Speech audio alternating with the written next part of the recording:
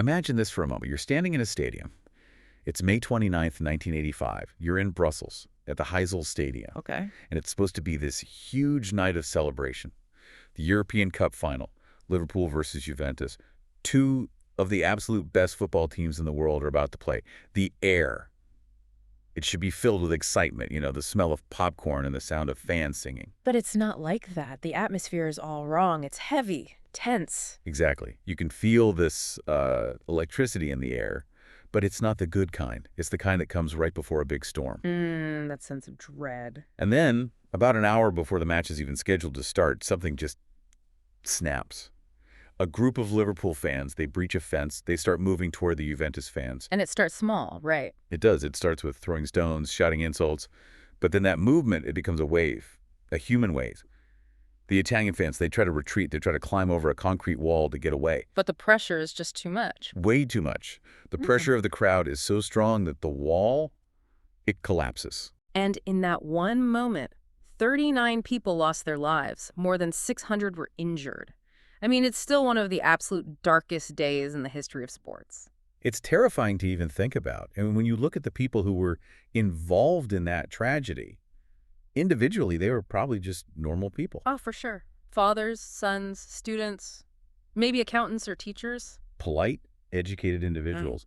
But in that stadium, on that night, they transformed. They became this destructive force. It really raises a chilling question, doesn't it? How do rational thinking individuals turn into something so dangerous the moment they join a group? Is it some kind of force of nature? Or is it something psychological? That is the exact question we're going to explore today. Welcome to Book Bites, the podcast where we discuss a new book every week for English learners to improve their English while learning something fascinating about the world. It's great to be here. And today's topic, well, it might just change the way you look at the world around you, and it will definitely change how you watch the news. Before we jump right in, I do want to remind you that if you want to test your understanding of some of the vocabulary and the concepts we're going to discuss, we've prepared a special worksheet just for you. It's a great tool. It is. You can find the link for it in the description box below. It's a really good way to make sure you're absorbing the English we're using today. Definitely check that out. So, what are we getting into today? What's the book? We are looking at an absolute classic. This is episode 9 of our series, and we are opening the pages of The Psychology of Crowds, which is also known as The Crowd, a study of the popular mind. It was written by the French scholar Gustave Le Bon. Wow, this is a heavy hitter. It was written all the way back in 1895, so over 130 years ago. A long time ago. But honestly, when you read it, it feels like it could have been written yesterday. About social media trends or a political rally. It's startlingly relevant. It's the kind of book that keeps you awake at night. It really is, because it reveals just how easily human beings can be manipulated. It explains revolutions, it explains marketing, and it explains why people do things in groups that they would never, ever dream of doing in their real lives. So let's unpack this. Let's start with the man himself, who was Gustave Le Bon. I know he wasn't just some academic sitting in a library guessing how people think. He was quite the adventurer, wasn't he? He really was. Le Bon was a man of many talents, a true polymath. He was born in 1841 in France. He was a doctor by training, but also an anthropologist and a very avid traveler. So he saw the world. He did. He didn't just stay in Paris theorizing. He traveled extensively to the East, to the Arab world, to India. He was deeply interested in different civilizations. I found that part of his biography really fascinating. You often hear about these 19th century European scholars being very dismissive of other cultures, but Le Bon seemed to have a genuine respect, especially for Arab and Islamic civilization. He absolutely did. He was actually one of the few Western historians at the time who openly acknowledged how much European civilization owed to the Arab world. He wrote about their contributions to science and philosophy. He saw the structure, the depth, and the rationality of those societies. He admired their stability. But his view on crowds back home in Europe, that was shaped by something completely different. Something much more chaotic. Let me guess. The situation in France. Exactly. We have to remember the context he was writing in.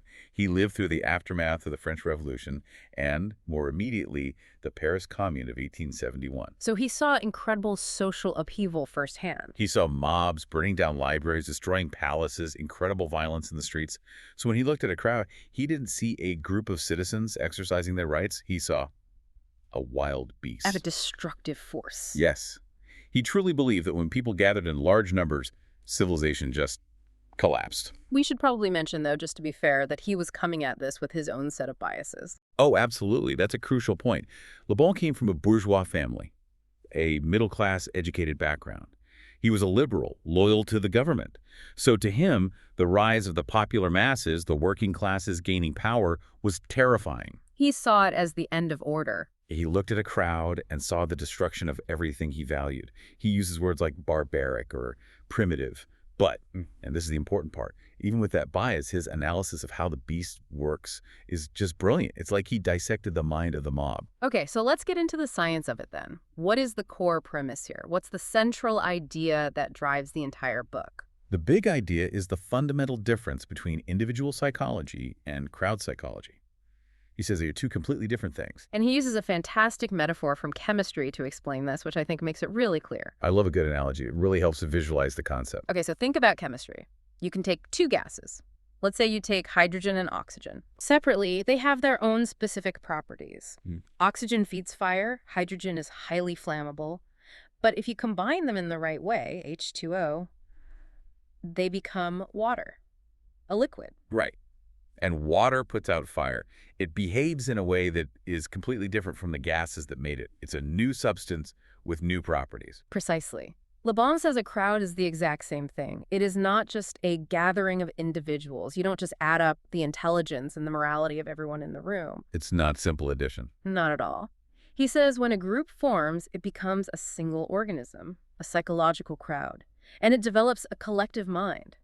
And this collective mind feels, thinks, and acts in a way that is completely different from how the individuals would on their own. So you actually lose your own personality. It's not just that you're influenced by the person next to you. You fundamentally change. You do. Le Bon calls it the law of mental unity. That sounds a bit sci-fi. The law of mental unity. It sounds like something out of a movie where everyone is connected to a hive mind, like the Borg or something. It's a very similar concept. He's arguing that for a time, the individual brain kind of shuts down, or at least the conscious, rational part does, and the collective brain takes over. So how does this transformation happen? I mean, how do I go from being me, a person who pays their taxes and says please and thank you, to being just a cell in this giant, unthinking organism? Le Bon identifies three specific causes for this change. And the first one is very simple, but incredibly powerful: numbers. He calls it the sentiment of invincibility. Invincibility, the feeling that you can't be defeated or stopped. Right. Think about it. When you're alone, you feel vulnerable. You're careful. You know, if you break a shop window, you'll probably get caught. You have a reputation to protect. There are consequences. But in a crowd of thousands. In a crowd, you feel powerful. And then more importantly, you feel anonymous. Anonymity. That's a huge factor. It's like putting on a mask. It is the total loss of personal responsibility. The fear of punishment just evaporates. If 1,000 people are smashing windows, who are they going to arrest? You feel like you can get away with anything. This reminds me so much of the internet. It really is a digital crowd. What's a perfect modern example? People leave comments online that they would never, ever have the courage to say to someone's face. That screen gives you that anonymity, that crowd feeling, even if you're sitting all alone in your room. You feel safe in the mass of other users, so the sentiment of invincibility kicks in, and your normal filters just disappear. You say things you would normally censor. Okay, so the first cause is feeling invincible and anonymous because of the numbers. What's the second cause? The second is contagion. Like a virus. Exactly like a virus. Or a microbe. He says in a crowd, emotions and actions spread with the speed and intensity of a disease. It's almost instantaneous. So if one person in a crowd starts applauding, everyone applauds. If one person starts running in panic, everyone runs. There's no conscious thought. It's almost hypnotic, isn't it? You don't stop to think, why are we running? You just run because the person next to you is running. Yeah. Your body reacts before your brain does.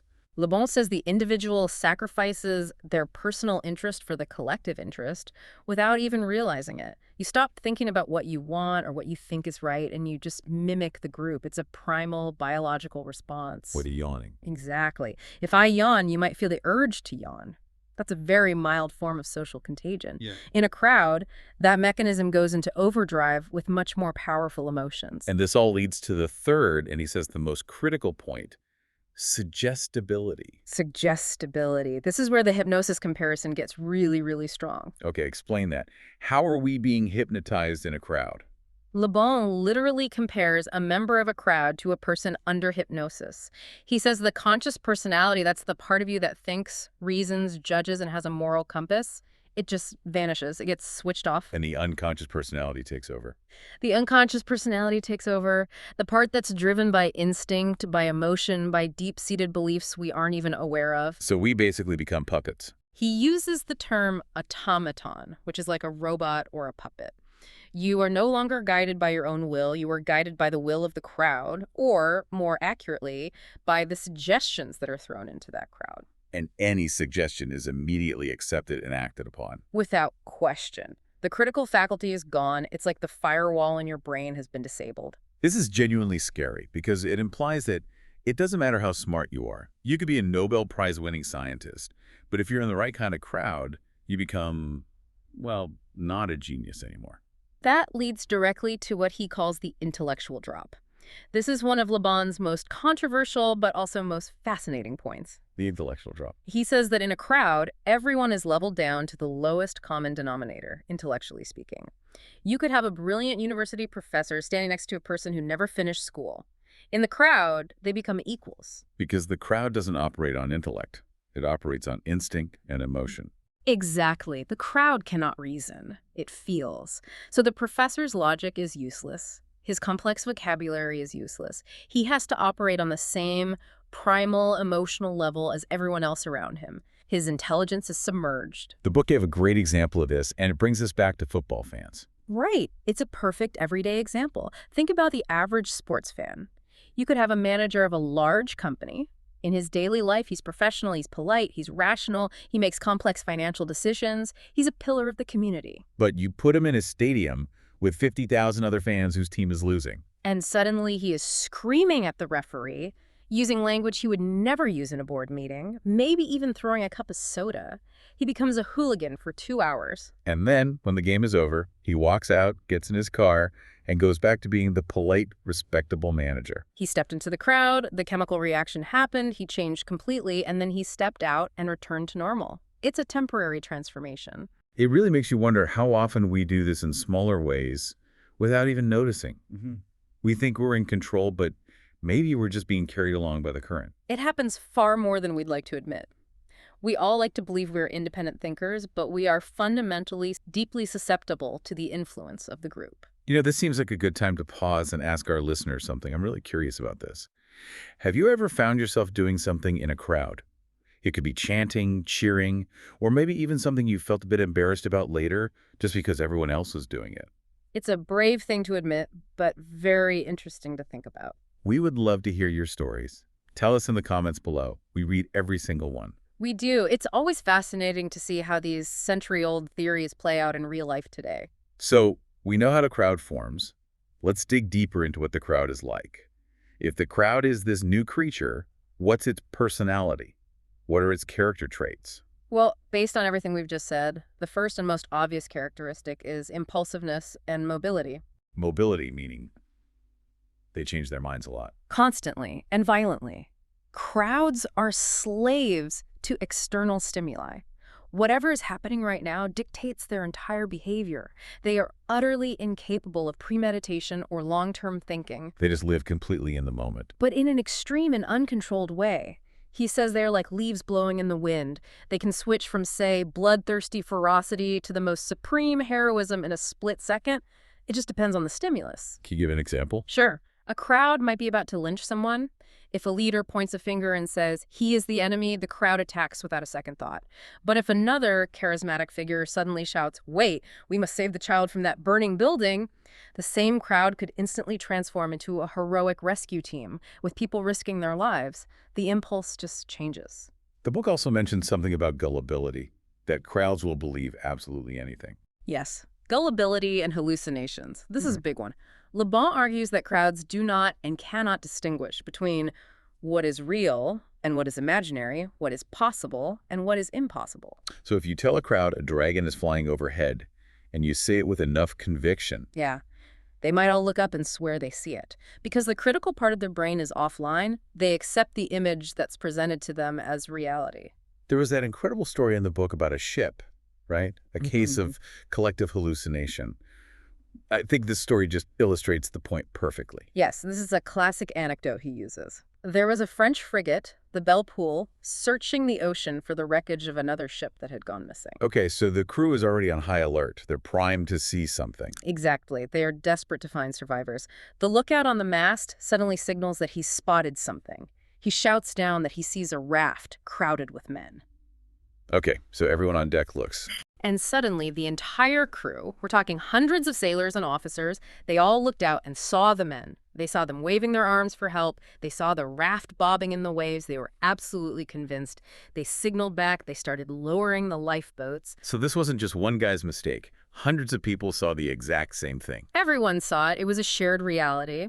But when the lifeboats finally got close to the object, it was just a tangle of tree branches and leaves floating in the water, debris from a coastal storm. No way. There were no men, there was no raft.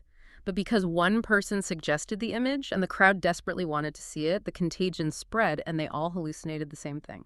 That shows the raw power of suggestion. It's terrifying that your own eyes can lie to you so convincingly if the crowd tells them to. It's because the crowd thinks in images, not in logic or words. One powerful image is suggested.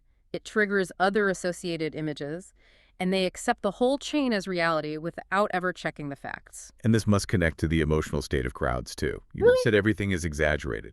There is absolutely no moderation. A crowd doesn't just dislike something. They hate it with a burning fury. They don't just like a leader. They worship him as a hero. A slight suspicion becomes an absolute certainty in an instant. Instantly. If you're in a tense crowd and someone bumps into you, your individual brain might think, oh, that was an accident. The crowd mind thinks, he is attacking me. He is an enemy. There's no room for nuance. Le Bon used a comparison here. He compared the characteristics of crowds to women. Yes, described crowds as feminine. Now, what he meant by that was that he saw them as emotionally volatile. Underlying point he was making about the emotional instability and lack of rational control in a crowd. Exactly. The core point is the volatility, the extreme swinging emotions. Another trait he mentioned was intolerance. Crowds are not very open-minded, are they? Not at all. Crowds are fundamentally authoritarian and intolerant. They respect force. They despise weakness and kindness, which they often interpret as weakness. So a leader who tries to be kind or democratic with a crowd might actually lose their respect. Almost certainly. The crowd wants to be dominated, to be ruled. They are desperate for a strong man, a master. It's interesting because he also says they're deeply conservative. That seems like a contradiction. It does, but it's a key insight. Despite all the revolutions and the surface-level chaos, he argues that crowds have a deep instinctual resistance to changing their ancestral beliefs, the core ideas about their nation, their traditions. They might burn down a palace, but they will often rebuild the same kind of hierarchy afterwards because they need that structure. It's a real paradox, then. They're revolutionary in action, but conservative in instinct. And there's another paradox you mentioned, which has to do with morality. Yes. This is one of the most important things to understand. Crowds can be far more criminal and vicious than any single individual would be, but they can also be far more heroic. How does that work? Well, because the individual loses their ego and their sense of self-preservation in the crowd, they also lose their selfishness. An individual might not risk their life to save someone from a fire because they're calculating the risk. I might die. I have a family. But the crowd doesn't calculate. It just acts. Correct. So you can mobilize a crowd to go to war, to become a martyr, to sacrifice themselves for a cause much, much more easily than you can mobilize a single rational individual. There was that incredible example from the French Revolution about the gold and jewels. That's a fascinating detail, he points out. During the September massacres, the mob broke into the royal palaces. They were committing horrific acts of violence against the guards and aristocrats, but they didn't steal the gold or the jewelry. They didn't. They were right there with nobody to stop them. No. Instead, they gathered up all the treasures, the plates, the jewels, the gold, and dutifully carried them to the national treasury. Why would they do that? Because in their minds, they weren't robbers. They were purifying the nation of its corrupt rulers. Stealing for personal gain would have been petty and immoral. So they were capable of murder, yes, but they adhered to a strict, strange, and powerful moral code of their own. That is mind-blowing. It really shows that a crowd is a powerful tool. It can be used for terrible evil or for immense, selfless sacrifice. And that brings us to the most practical and perhaps the most dangerous part of the book. If the crowd is a tool, How do you hold the handle? How do you manipulate it? This is the part that marketing gurus and political strategists have been studying for 100 years, the mechanics of influence. Le Bon starts by saying that crowds are a flock, and a flock cannot exist without a shepherd. They are desperate for a leader to follow. And who are these leaders usually? Are they the smartest people in the room, the philosophers and great thinkers? Rarely. Almost never, in fact. Le Bon says leaders are usually men of action, not men of thought. They're often recruited from the ranks of the neurotic, the agitated, the borderline insane. Why them? Because to sell a simple idea to a crowd, you have to be completely obsessed with it yourself. If you're too rational, you see the nuances, you see both sides of the argument, and that makes you hesitate. A leader of a crowd cannot hesitate. They need absolute, unshakable conviction, even if it's based on a delusion. So how do these obsessive leaders do it? What are the tools of their trade? Le Bon identifies three main tools of persuasion. They are shockingly simple, but devastatingly effective. The first is affirmation. Affirmation, so just stating something as fact. Yes, but stating it as simply and forcefully as possible. Free of reasoning, free of proof. You don't say, based on economic data, we should consider this policy because statistics show X and Y. No. What do you say? You say, this is the best plan, or they're the enemy, or we will be great again. Short, punchy, no room for doubt or discussion. Exactly. The simpler and more absolute the affirmation, the better. The second tool is repetition. Repetition, just saying it over and over and over again. You take your simple affirmation and you repeat it constantly. In speeches, in pamphlets, on posters, everywhere, until it bores a hole into the unconscious mind and becomes an accepted truth. This is basically the textbook definition of modern advertising. It is the foundation of advertising. Think about a commercial for, say, a chocolate bar. The best chocolate is brand X. The best chocolate is brand X. They don't prove it. They don't give you a chemical analysis. They just repeat it. And eventually, when you're in the store, your hand just reaches for brand X. You think it's your choice, but it's the repetition working on your unconscious. The book gave a much darker example from World War I. Yes. The slogan, the war to end all wars. Oh, that phrase. So powerful. And so untrue. It was a logical impossibility. But they repeated it constantly in every allied country. It wasn't a war for territory or resources anymore. It was a holy mission. And people volunteered to die by the millions because that repeated phrase had been hammered into their minds as an undeniable truth. So we have affirmation and repetition. What's the third tool? The third is contagion, which we've already touched on. Once a small group, a core of followers, believes the affirmation because of the repetition, the idea starts to spread via mental contagion to the rest of the population. It becomes self-sustaining, it goes viral. It's the exact formula for how things spread on social media today. Affirmation. A simple, shocking headline. Repetition. It gets shared thousands of times. Contagion. Yeah. Soon, everyone is talking about it as if it's a proven fact. The technology changes, but the human psychology is straight out of 1895. Now, you mentioned earlier that crowds think in images. That seems really important here. How does a leader use that? This is absolutely crucial. Le Bon stresses that you can never use abstract reasoning or statistics to move a crowd. You must paint a picture in their minds. The book gave a very powerful hypothetical example, which some sources call the Imad story, to illustrate this. Tell us about Ahmad. Okay, imagine you want to make a crowd angry about a war and motivated to act. There are two ways you could present the information. Way A. You stand up and you say, ladies and gentlemen, the latest statistics show that 1,000 nameless civilians have died in the conflict due to aerial bombardment. It's a tragic fact, but it's dry. It's just a number. It's very hard to feel a number. Exactly. The crowd feels nothing. Their minds can't grasp it. Now look at way B. You tell the story of one person. You say, let me tell you about Ahmad. He was a dentist, he had a big warm smile, he had just bought a secondhand red car that he was so proud of. He was driving to work this morning thinking about what his wife had packed him for lunch when a missile struck his car. Oh, wow. Then you describe his grieving wife. You describe the shoes he left by the door that he'll never wear again. Okay, I can feel the difference immediately. I can see the red car. I can see the wife. It's a story. And that story, the story of one person, makes you cry, makes you enraged. One man's story will move a crowd to action more than the deaths of 1,000 people if they are presented as a mere statistic. Because it's a concrete image, not an abstract idea. To control a crowd, you must be a painter of images. You have to bypass the rational brain and aim straight for the heart and the imagination. That is a very powerful takeaway. Before we move on to the deeper factors that shape these opinions, I just want to take a quick second here. If you're enjoying this discussion on human psychology and finding it useful, please take a moment to hit the subscribe button and the notification bell. It really helps us out, and it makes sure you don't miss our next book bite. And if you find it valuable, please consider sharing it with a friend. It's the best way to help us grow our community of learners. Absolutely. So we have the immediate tools: affirmation, repetition, contagion, images. But Le Bon also talks about deeper underlying factors. He calls them remote factors, the things that set the stage before a leader even opens their mouth. Yes, these are the foundations, the soil in which ideas grow. Le Bon argues that you can't just install any idea into any group of people at any time. The ground has to be fertile for it. And what makes up this soil? What are these remote factors? Well, the first one he mentions is race, or what we might today call people or national character.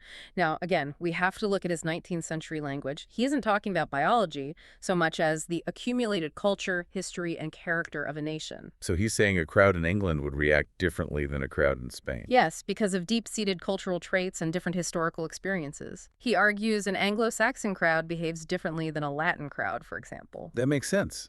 Different cultures have different values and different ways of expressing emotion. The second remote factor he talks about is traditions.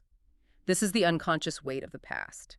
He has this amazing line where he says, "We are governed more by the dead than by the living." Governed by the dead. That's a very poetic way to put it. It means our ancestors' ideas, their beliefs, and their habits are built into our institutions and into our very being. We can't just shake them off with a new law or a revolution. They have immense power. He also mentions time and institutions, but he makes a very interesting and critical point about education. Oh, yes. He had very strong views on education. What did he say? He heavily critiques the French education system of his time, which was based on the classics and rote memorization. He says it focused purely on learning facts from textbooks. It didn't teach judgment, initiative, or real-world experience. So it created people who were book smart, but not life smart. Exactly. And he believed this was incredibly dangerous. He said it was creating a huge class of dissatisfied people, men who had diplomas and degrees, but no practical skills to find a good job or improve their lives. That sounds uncomfortably familiar, even today. He argued that this created a breeding ground for revolution. You have all these angry, educated, but unemployed people who feel the state has failed them. They blame the system and become its bitterest enemies. Before we move on, I just want to give a quick second reminder about the worksheet.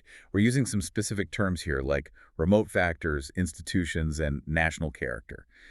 If you want to practice using these terms in sentences and really make them part of your vocabulary, the worksheet in the description box is the perfect tool for that. It's a great resource. Can't recommend it enough. So those are the deep, remote factors. Then there are the immediate factors, the triggers that spark the flame. We talked about images, but he also talks a lot about words and formulas. Ah, yes. The magical power of certain words. Words like liberty, democracy, justice, equality, socialism. Big, powerful words. But in a way, they're empty words. He argues that their true power comes from their very vagueness. Because they are so ill-defined, everyone in the crowd can project their own hopes and dreams onto them. It's like a blank screen that we all project our own personal movies onto. Precisely. Liberty means one thing to a wealthy merchant and something completely different to a poor farmer. But they can both march down the street shouting liberty together, united by a word they don't even agree on. And this links to another immediate factor he calls illusions. Le Bon is very cynical here. He says crowds will almost always prefer a comfortable illusion over a harsh truth. He had a very famous and very bleak quote about this, didn't he? Yes. Whoever can supply them with illusions is easily their master. Whoever attempts to destroy their illusions is always their victim. Wow. So if you're the one who tries to tell the crowd the truth, and that truth is ugly or difficult, they will turn on you. They will tear you apart. They want the fantasy. They want to be told that victory will be easy, that paradise is just around the corner. They will follow the merchant of dreams, not the bearer of bad news. So is there anything that can actually teach a crowd then? If logic doesn't work and truth gets you attacked, what does? Experience. And usually, catastrophic experience. Le Bon says experience is the only effective teacher for the masses. You cannot reason a crowd out of a bad idea. They have to live through the terrible consequences of that idea to learn from it. So a generation might need to go through a devastating war to truly understand deep in their bones why peace is necessary. A lecture on the logic of peace won't do it. Logic will do nothing. Only the pain of direct experience can root an idea in the soul of a crowd. That is a very grim thought, that we are condemned to learn the hard way, over and over again. It seems to be the human condition, at least when we are in large groups. Let's switch gears a bit to the person standing in front of that crowd. The leader. Le Bon talks about a very specific, almost magical quality that leaders have. He calls it prestige. Prestige, it's a great word for it. Le Bon defines it as a kind of mysterious force or domination that a person or an idea exercises over us. It completely paralyzes our critical faculty. It's like an aura. It is. It fills us with astonishment and respect. And he breaks it down into two main types: acquired prestige and personal prestige. Acquired prestige sounds like something you get from your job or your uniform? Yes, that's exactly it. It comes from your name, your family's wealth, your title, or your uniform. If a man walks into a room wearing a judge's robes, he has prestige. Even if he's a fool personally, the robe gives him an aura of authority that most people won't question. A general's uniform has prestige. And personal prestige, that's different. That is the rare one. That is the magnetic, innate quality possessed by a very few individuals in history. People like Alexander the Great or Napoleon. It's something they're born with. They don't need the uniform. They just walk into a room and people feel compelled to obey. There was a fantastic anecdote about Napoleon in the book that perfectly illustrates this. Oh, the meeting with his generals. Yes, this is a perfect illustration of personal prestige in action. Can you set the scene for us? So, Napoleon is a young man. He's just been appointed commander of the army of Italy. The other generals who are supposed to serve under him are older, more experienced, tough, battle-hardened men, and they are arrogant. They do not want to take orders from this little Corsican upstart. So they're waiting for him, and they're probably planning to bully him to put him in his place. Exactly. They are ready for a confrontation. So Napoleon arrives. He's small. He's not physically imposing, but the first thing he does is he makes them wait. And when he finally enters the room, he puts on his hat. He puts on his hat. What does that signify? At that time, in that military context, covering your head in the presence of your subordinates was a clear gesture of authority, a power move. He walks in, puts on his hat, and just stares at them. He looks each one of them in the eye. He barely says a word. And what happens? The generals later wrote about it. They said they were terrified. One of them said it was like he was crushed by Napoleon's gaze. They were ready to fight, but they just folded. He defeated them completely without saying more than a few words. That is personal prestige. That is it, the ability to impose your will on others just by your presence. Napoleon really seems to be Le Bon's primary example throughout the book. He clearly believed Napoleon was a master of crowd psychology. He was. There's another great story about how Napoleon was a kind of religious chameleon. A chameleon, changing his colors to match his surroundings. Precisely. Napoleon understood that to lead a crowd, you must first adopt their symbols and their beliefs. When he was in France, which was being torn apart by civil wars between Republicans and Catholics, he presented himself as a devout Catholic to bring peace and unite the nation. Okay, that makes sense for France. But when he invaded Egypt, he knew he was in a Muslim land. He didn't try to impose French Catholicism on them. Instead, he met with the local imams, quoted from the Quran, and claimed that he was there to defend Islam. He adopted their symbols. And when he was in Italy, dealing with the Pope, he acted like a staunch papist, a supporter of the Pope's authority. The lesson is, he didn't try to convert the crowds to his way of thinking. He became what they already were, so that he could then lead them where he wanted them to go. That is incredibly manipulative. But I suppose from a general's point of view, it's highly strategic. Le Bon would say it's not just strategic, it's essential. He didn't fight the current of the river. He swam with it in order to steer the ship. This really brings us to a very serious point, though. We're talking about manipulation, chameleons, directing the masses. This book, it's a weapon, isn't it? It certainly feels like one when you read it, a playbook. And unfortunately, it was used as a playbook by some of the most terrible people in modern history. Mussolini, the Italian dictator, claimed he read this book many, many times. It's widely believed that Hitler and Goebbels studied it as well. They used these exact techniques: repetition, simple affirmation, emotional imagery, to drive their nations and the world into an abyss. That makes reading it feel a bit dark, like we're studying the villain's manual. It is the villain's manual, but that is exactly why good people need to read it and understand it. Say more about that. Why is that? The book itself almost makes a call to reformers. It argues that if only the corrupt and the power-hungry understand crowd psychology, then they will always, always win. Ethical leaders, reformers, people who want to do good in the world, they must study this book too. If the shepherd is good, the flock is good. Precisely. You can use these same tools for good. You can use simplification and powerful imagery to promote peace, to encourage charity, or to build a just society. The book actually mentioned a historical example of this, of simplification being used for a higher purpose, the Prophet Muhammad. Yes. The book discusses how he, as a leader, faced a society of many conflicting tribes with complex local traditions. It was a very fragmented social situation. To unite them, he simplified the core of his new complex religion into a single, powerful sentence. La ilaha illa Allah, there is no God but God. A simple, powerful affirmation, easy to understand, easy to repeat, but it contained a massive, world-changing theological and social truth. So he used the mechanism of simplification not to deceive, but to make a profound truth accessible to everyone, from a king to a shepherd. Exactly. It shows that the technique, simplifying message using repetition, is neutral. It's a tool. It is the intent of the person using the tool that makes it good or evil. That's a really important distinction. We shouldn't be afraid of the knowledge. We should just be incredibly careful and responsible about how it's used.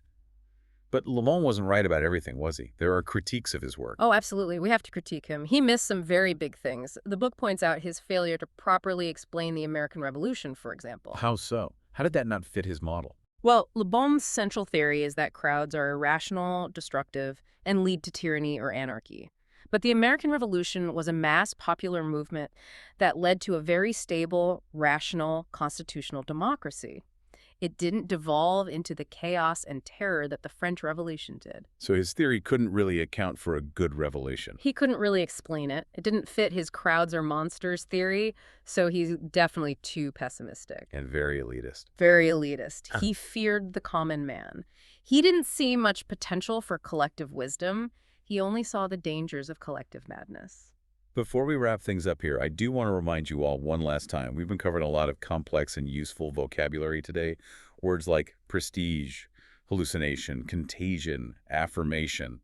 Don't forget to download the worksheet from the description box to practice these terms. It really helps to lock them into your memory. It's the best way to move this language from your passive memory into your active, usable vocabulary. Okay, so let's summarize. What are the big takeaways from our discussion today? I think the first one is that when you join a crowd, your conscious, rational personality can be submerged. You can become part of a new chemical compound with different properties. Second, we learned that this new entity, the crowd, is driven by emotion, not reason.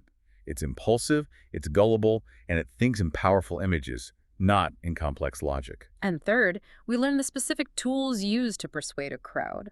Simple affirmation, constant repetition, mental contagion, and the power of a leader's prestige. It's a lot to take in.